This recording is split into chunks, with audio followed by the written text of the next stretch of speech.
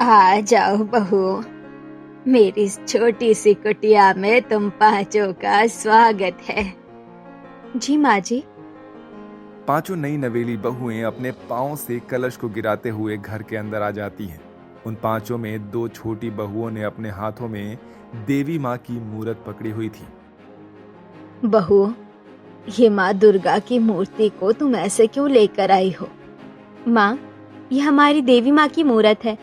आप जानती हैं, हम इसे खुद से अलग नहीं करते हैं, इसलिए हम इसे अपने ससुराल में भी ले आए। वो तो ठीक है, लेकिन ये दहेज के साथ भी तो आ सकती थी ना? नहीं माँ जी, दहेज में तो कितना सामान आता है। हम नहीं चाहते थे कि हमारी माँ की मूरत दब जाती या इनका अपमान होता, बस इसलिए इसे हम ही ले आए। बड़े ही अच्छे संस्कार दिए हैं तुम्हारे माँ बाबा ने तुम पांचों को। चलो अच्छा है, अब तुम पांचों अपने अपने कमरे में जाकर सो जाओ, बाकी की बातें कल करेंगे। रंजना के बोलने पर उसकी पांचों ही बहुएं अपने अपने कमरों में जाकर सो जाती हैं। अगली सुबह पांचों बहुओं की ही पहली रसोई की रस्म होती है। तुम पांचों का जो भी मन करे वही बना देना, ठीक है? ठीक है माँ। माँ जी, हमारे पति और ससुर जी कहाँ हैं? वो अभी जरा अपने काम पर गए हैं, खाने के टाइम तक आ जाएंगे। ठीक है। पांचों बहुएं खाना बनाने लगती हैं। अभी वो खाना बना ही रही होती है कि तभी बाहर से कराता हुआ पांचों बहुओं का ससुर आता है।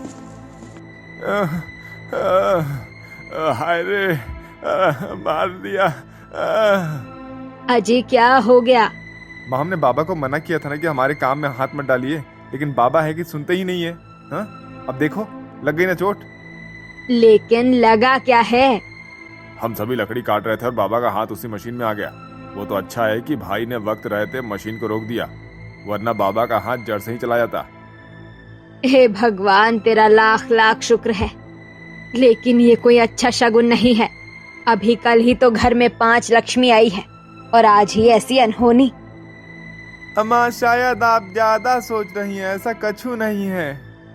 रंजना को अपनी बहुएं कोई अच्छा शगुन नहीं लग रही थी, लेकिन उसने इस हादसे को महज एक इत्तेफाक समझकर भुला दिया था। ऐसे ही 2-4 दिन बीत जाते हैं और फिर से एक हादसा होता है, जिसमें कि उसके 3 बेटे उसका शिकार हो जाते हैं और वो बिस्तर पर ही आ जाते हैं। हे भगवान, ये क्या हो रहा है? मेरे घर में तो बीमारी और बर्बादी ने ही ढाबा बोल दिया है। बहू, ये कैसे मनहूस कदम लेकर आई हो तुम पांचों? अपने घर में समृद्धि की बजाय पनौती आ रही है। माँ जी, इसमें हमारी क्या खता है? माँ, आप इसका दोष इनको मत दो, अभी हमारा ही वक्त खराब चल रहा है। शायद आपने सही कहा देवर जी।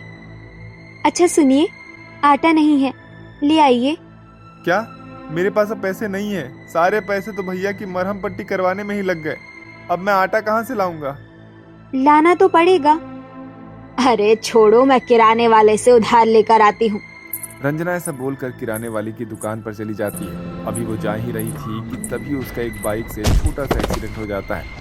आसपास के लोग उसे उठाते हैं और घर लेकर आते हैं। अरे बेटा, पूछ मत, तेरी माँ को चलते बची है। मैं गलत नहीं हूँ, ये पांचों ही अच्छा साया नहीं है। मेरी मानो तो अभी भी वक्त है, इनकी परछाई से दूर चलो। तुम दोनों अभी ठीक ठाक बच रहे हो, कभी तुम भी इनकी काली परछाई में आ जाओ। माँ, ऐसा कुछ? माँ शायद ठीक बोल रही है। जब से ये पांचों हमारी जिंदगी में आई है ना, तभी से हमारे घर में कुछ न कुछ गलत हो रहा है। हमारा काम भी अब पहले जैसा नहीं चलता।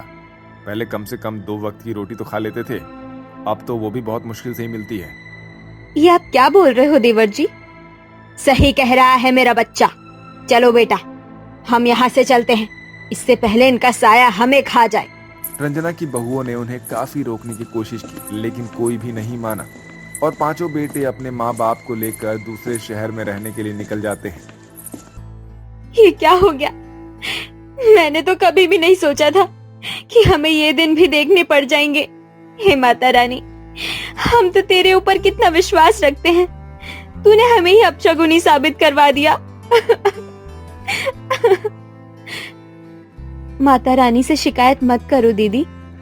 कहते हैं ना, जो भी होता है अच्छे के लिए ही होता है। पता नहीं इसमें भी उनकी कोई लीला छिपी हो। सही कहा। पांचों बहुएं बस यही सोचकर सब्र कर रही थी कि अब घर में उन पांचों के सिवा और कोई भी नहीं था। उनके पति और सास ससुर दूसरे शहर में जा चुके थे। 2-4 दिन तक तो उनके पास जो भी जमा रखी हुई थी उससे ही काम चला लिया, लेकिन 2-4 दिन के बाद घर में पैसे की किल्लत शुरू हो गई। रजनी, आज हम क्या खाएंगे? घर में तो कुछ भी नहीं है। मैं क्या बताऊं दीदी, बिना काम किए हमारा गुजारा होने वाला नहीं है। अब लगता है कि कोई काम करना ही पड़ेगा। सही कहा, मैंने तो ये बात कल ही सोच ली थी। चलो बहनों, काम ढूंढने चलते हैं। पांचों बहनें तपती हुई गर्मी में जाकर काम ढूंढने लग जाती हैं। 3 बड़ी बहनों को तो दूसरों के घर में झाड़ू बर्तन का काम मिल जाता है, लेकिन 2 छोटी को कुछ भी नहीं मिल पाता है। संध्या दीदी, अब क्या करें? चल घर ही चलते हैं। दोनों घर जाने लगती हैं कि तभी रास्ते में उन्हें एक बड़ा सा मंदिर दिखाई देता है। दीदी, हमें इस मंदिर की झाड़ू वगैरह का काम मिल सकता है। चलो पूछ कर देखते हैं। सही कहा। दोनों बहनें मंदिर में चली जाती हैं और काम मांगने लगती हैं। उन्हें मंदिर की सफाई का काम मिल जाता है। अब पांचों ही बहनों के पास रोजगार था। 3 दूसरों के घर जाती थी तो 2 मंदिर, और ऐसे ही उनके घर का गुजारा किसी न किसी तरह से चल रहा। ऐसे ही चलते हुए लगभग 1 महीना बीत जाता है और अब नवरात्रि शुरू हो जाती है। पांचों बहुओं ने भी नवरात्रि के व्रत रखे थे। हमने व्रत तो रख लिया है, लेकिन शाम को हम क्या खाएंगे और माँ को भी क्या भोग लगाएंगे? दीदी, ये मंदिर से प्रसाद बांटेगा, हम दोनों वही लेकर आ जाएंगे। जितना भी जो कुछ भी हमें मिलेगा हम उसी में माँ को भी भोग लगा देंगे और अपना भी गुजारा कर लेंगे। चारों बहनें काजल की बात से सहमत हो जाती हैं और वो बिल्कुल वैसा ही करती हैं। पांचों ने व्रत की हालत में भी पूरा दिन खूब मेहनत की और शाम को संजना और काजल प्रसाद में से ही थोड़े से फल वगैरह लेकर अपने घर आ गई। तीनों बड़ी बहनें उन दोनों का इंतजार कर रही थी। आ गई तुम दोनों, चलो चलो जल्दी करो, टाइम निकला जा रहा है। उन पांचों ने फलों का भोग पहले माँ दुर्गा को लगाया और उसके बाद उन्होंने खाया। ऐसे ही उनकी नवरात्रि कट रही थी। एक तरफ ये चल रहा था तो वहीं दूसरी तरफ उनके पतियों की जिंदगी में और भी ज्यादा दुविधा आ रही थी। हाय, बड़ी टांग दुख रही है। माँ की तबीयत सही नहीं है। अब घर में काम कौन करेगा? हमने घर पर अपनी पत्नियों को छोड़कर बिल्कुल भी अच्छा नहीं किया। यहाँ आने के बाद तो हमारी किस्मत और भी ज्यादा खराब हो गई है। इसका मतलब हमारा वक्त खराब है, ना कि हमारी पत्नियां। सही कहा, सही कहा। पांचों बहुओं के पतियों को अपनी गलती का एहसास हो गया था, लेकिन वो घर नहीं लौटे थे। ऐसे ही चलते हुए नवरात्रि का तीसरा दिन निकल जाता है। पांचों बहुओं ने बाकी दिन की तरह आज भी किया। आज तो फल जरा कम है, लेकिन कोई बात नहीं, हम थोड़ा सा चाहे कम खा लेंगे, लेकिन माँ दुर्गा को भोग लगाए बिना नहीं खाएंगे। सही कहा।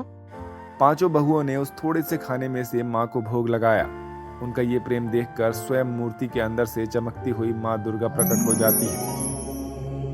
माँ, बेटी, मैं जानती हूँ तुम कितनी परेशानी से गुजर रही हो, लेकिन ऐसी स्थिति में भी तुमने हौसला नहीं छोड़ा और मेरे ऊपर भी अपना विश्वास कायम रखा। मैं आज तुम्हें यहाँ कुछ देने आई हूँ।